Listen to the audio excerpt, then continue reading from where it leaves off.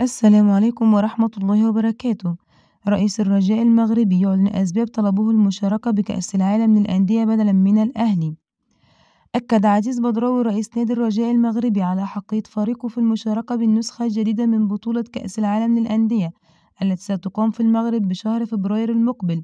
وقال عزيز بدراوي: نطالب بالمشاركة بمونديال الأندية بصفتنا وصيف الدوري.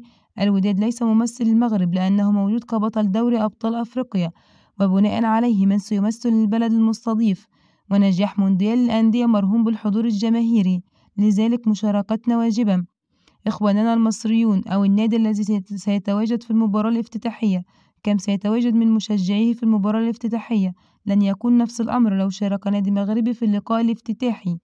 الرجاء يطلب مشاركته ببطولة كأس العالم للأندية مثل ما شارك في نسخة عام 2013 حينما كان بطلا للدوري المغربي، ولم أرى أي خطابات رسمية من فيفا تفيد بمشاركة الأهلي بمونديال الأندية.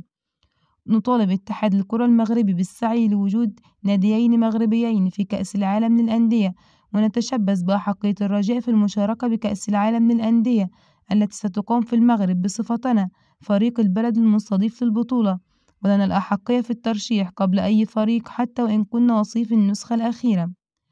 لم يتم التواصل مع الجامعة الملكية لانشغالها بمباريات المنتخب المغربي بمونديال قطر. تواصلت مع مسؤولين بالشؤون القانونية باتحاد الكرة في هذا الأمر، وسنسعى للمشاركة في البطولة.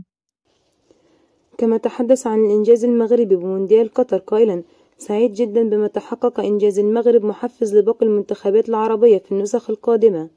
أتمنى تدعموني ولا تنسوا الاشتراك في القناة.